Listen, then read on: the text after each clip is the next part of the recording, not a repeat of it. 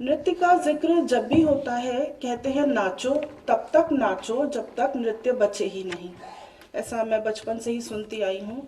पिताजी बिजली विभाग में थे और सिर्फ 2 कमरों का घर था। एक में मैं, बाबा, माँ और छोटे भाई सोते थे और दूसरे कमरे में 4 कुत्ते, 3 बिल्लियाँ, खरगोश, चिड़िया, तोते सब सोते थे। तो दादी कहती थी बहू आई है, चिड़ियाघर बना दिया है घर को। माँ कहती थी कि ये नाचते हैं मेरे संग। माँ ने बहुत कम समय सीखा महाराज जी से, नृत्य सीखा। अन्नपूर्णा बैनर्जी ने आपसे बहुत कम और बहुत कम उम्र में ही उनका देहांत हो गया। वे जब उनकी जब मृत्यु हुई तो वे मात्र 36 वर्ष की थी। तो उनसे ही जाना मैंने महाराज जी के बारे में। कालका बिंदादीन घराने के बारे में हम सभी जानते हैं। इस नाम से एक ड्योढ़ी है जिसे कथक का तीर्थ कहा जाता है। अब तो इसे संग्रहालय का रूप दे दिया गया है और यहीं से ही यहीं पर ही रहकर कालका महाराज जी, बिंदादीन महाराज जी, अच्छन महाराज जी, लच्छन महाराज जी, शंभू महाराज जी रहे और यहीं से कथक का सुप्रतिष्ठित कथक का प्रकाश पुंज प्रज्वलित होता रहा। महाराज जी से जब भी निरंतरता पर बात होती है तो महाराज जी कहते हैं कि निरंतरता को हमें नृत्य के साथ ही नहीं जोड़ना चाहिए। हमारे जीवन के अनेक ऐसे पहलू हैं जिसके साथ हमें निरंतरता को जोड़ना चाहिए। और मैं जब ये पूछती हूँ कि आपके जीवन में इसका क्या महत्व है तो महाराज जी कहते हैं कि मेरे जीवन में हर चीज में इसका महत्व है। महाराज जी कहते हैं कि जब मैं गैजेट्स के संग कुछ प्रयोग करता हूँ या देखता हूँ कि ये गैजेट, एक पर्टिकुलर गैजेट या आईपैड या आईफोन कैसे चलता है, तो वो भी एक निरंतरता का ही हिस्सा है मेरे जीवन में। तो अभी कुछ दिनों पहले अनीता महाराज जी से बात हो रही थी तो इस निरंतरता और बदलाव पर ही बात हो रही थी। तो उन्होंने कहा कि बाबू तो गाड़ी के नीचे लेटकर पूरी गाड़ी खोल देते हैं। तो मैंने कहा निरंतरता पर बात करनी है, गाड़ी खोलने से इसका कैसे क्या संबंध निकालूं, मैं किस तरीके से इस बात को कहूं मंच पर। तो उन्होंने कहा कहो वही जो बाबू को पसंद हो, बाकी सब बातें तो बाकी लोग कह ही देंगे। तो इस निरंतरता को उन्होंने बचपन से ही अपने जीवन के साथ जोड़े रखा। बहुत अच्छा समय भी था, उतार भी था, चढ़ाव भी था जीवन में। जब एक ऐसा समय भी था जब घर में बग्गियां थी, घोड़े थे, दरबान थे, इनके बाबा को पालकी आती थी लेने के लिए ससम्मान नृत्य के लिए। और एक समय ऐसा भी आया जब घर में कुछ नहीं था, परिवार कर्जदार भी हुआ। तो महाराज जी निरंतरता को अपनी अम्मा की एक बात के साथ जोड़ते हुए कहते हैं कि चाहे चना खाना, चार या जौ की रोटी खाना या अच्छे वस्त्र नहीं पहनना, परंतु घुंघरू का सम्मान करना, रियाज करना और निरंतरता को कभी अपने जीवन से अलग मत होने देना, उसे बांध लेना अपने जीवन में। तो इसी बात से रिलेट करते हुए बाकी सारी बातें जितनी भी इस विषय पर हुई है, निरंतरता और बदलाव के विषय में, वह मैं आप सबके संग साझा करना चाहती हूँ।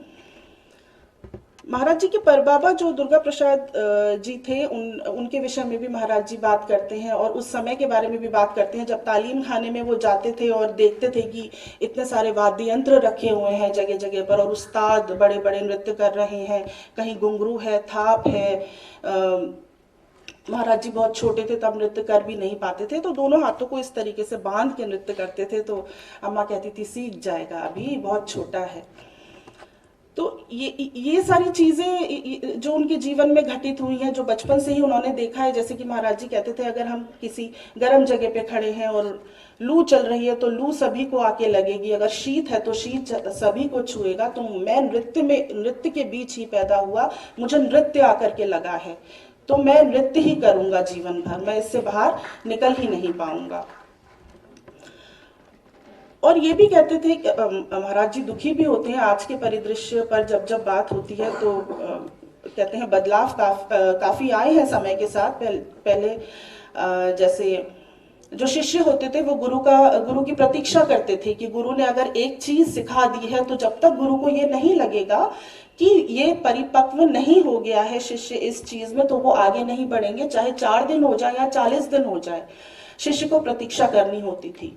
जब गुरु को लगेगा हाँ अब आगे सिखाना है तभी वो वे आगे बढ़ेंगे। लेकिन महाराज जी कहते हैं कि आजकल तो क्लास में भी टीचर जाता है तो स्टूडेंट कह देता है कि मैम या सर आपको यहाँ से पढ़ाना है अब आगे से। तो समय बहुत बदला है। महाराज जी इस बात पर भी दुखी होते हैं कि ये जो रियलिटी शोज दिखाए जा रहे हैं आजकल टीवी पर, इसमें एक एक बच्चे को एक एक गुरु दे दिया जाता है और कथक के संग कंटेम्प्रेरी और उछल कूद और ये जिम्नास्टिक को मिक्स करके ये दिखाया जा रहा है। तो इसमें कथक की कोई हानि नहीं है। कथक की अपनी पूरी आयु है, कथक संपन्न है, कथक सुखी है। परंतु ये जो हानि है ये आजकल के पीढ़ी की है, जो जान ही नहीं पा रहे हैं कि कथक का प्रारूप क्या है, कथक असल में क्या है। कथक जिसकी मूल प्रकृति है कथा कहना, चाहे भाव और अभिनय पक्ष हो, चाहे तत्कार हो, बारीकियां हो, ताले तोड़े टुकड़े हो या फिर प्रयोग की अधिकाधिक गुंजाइश हो, कथक का जो परिदृश्य है वह वैविध्यपूर्ण है। और जब बात वर्तमान के कथक गुरुओं की हो तो सबसे पहले मन और जीवा पर महाराज जी का ही नाम आता है। निरंतरता को महाराज जी जीवंतता के साथ, तपस्या के साथ, प्रत्यक्षता के साथ और प्रयोग धर्मिता के साथ जोड़ते हैं। अपनी कला में सब कुछ समेट लेने वाले महाराज जी ने न केवल कथक के भंडार को भरा बल्कि कथक की आयु को भी और लंबा किया और कथक के जीवन काल को बहुत समृद्ध किया, देश में भी और विदेश में भी। जैसा मेरे एक साथी ने कहा कि उन्होंने टाइपराइटर कथा कंपोज की है और फाइल कथा कंपोज की है। उन्होंने एक और कथा कंपोज की है, स्ट्राइक कथा। ऐसा कॉम्पोजिशन देश में और किसी कथक गुरु ने नहीं किया है जो महाराज जी ने किया है। तो ये अलग अलग तरह की चीजों में खुद को इन्वॉल्व करना, ये बचपन से ही, जैसे कि उन्हें चित्रकारी का भी शौक था, तो जब अगर बचपन में जैसे उनके पास कलर्स या पेंसिल अगर कभी नहीं हुआ करता था तो कोयले से दीवार पर आकी बाकी लाइनें बना देते थे, चित्र बनाकर भाग जाते थे। अम्मा पीछे से चिल्लाते हुए आती थी, मत बनाओ कर्जा चढ़ जाएगा सर पर। तो ये और भी कई चीजें हैं महाराज जी के जीवन से जुड़ी हुई। इसके अलावा महाराज जी शतरंज खेलते हैं, ताश खेलते हैं। तो ये कहने पर कि सिर्फ नृत्य पर ही बात करनी है तो वो कहते हैं ये भी तो एक नृत्य है, ये भी तो एक रिदम है। नृत्य किसी ने बनाया नहीं है, ये तो ईश्वर ने हमारे अंदर दिया है। आप जो बोल रही हैं मेरे सामने, ये भी तो नृत्य है, ये आपका रिदम है, ये आपके मन में आया। ब्रह्मांड हमारे अंदर अनेक तरीकों से कार्य करता है। अगर आप मेरे सामने आज बैठी हुई हैं तो ये ब्रह्मांड चाहता है।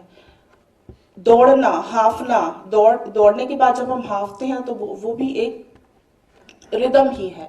तो नृत्य को और रिदम को हर चीज के साथ महाराज जी ने जोड़ा है और कहते हैं कि कौन होगा जो नृत्यरत नहीं होता होगा। राक्षस, गंधर्व, कीट, पक्षी, मनुष्य सभी नृत्यरत होते होंगे और कौन नहीं देखना चाहता होगा इन्हें नृत्यरत होते हुए।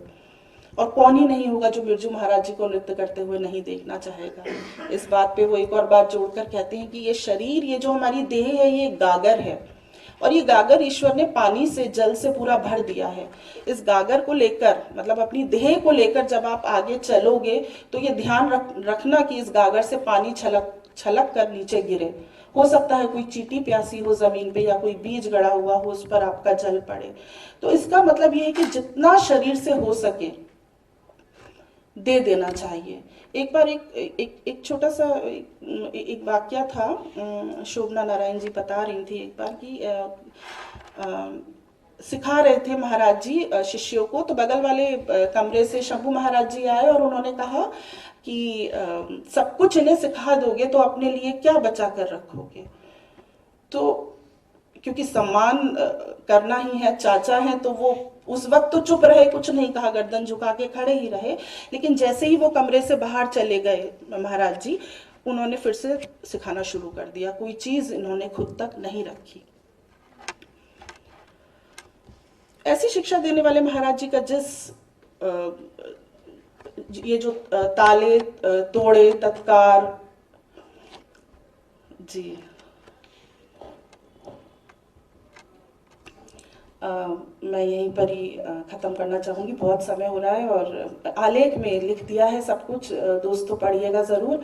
महाराज जी, हम 8 जनों से अगर कोई त्रुटि हुई हो बोलने में तो हमें क्षमा करिएगा। और अंत में मैं एक बात बस कहना चाहूँगी कि महाराज जी ने गुरु बनकर शिष्यों को सिखाया, शिष्य बनकर खुद रियाज किया, नर्तक बनकर कविताएं लिखी, प्रेमी बनकर दर्शकों को मोहपाश में बांधा, बच्चा बनकर गैजेट्स खोले और चित्रकारी की, एक भिक्षुक बनकर कृष्णाराधना की और एक बहुत साधारण मनुष्य होकर जीवन को जिया है। प्रणाम महाराज।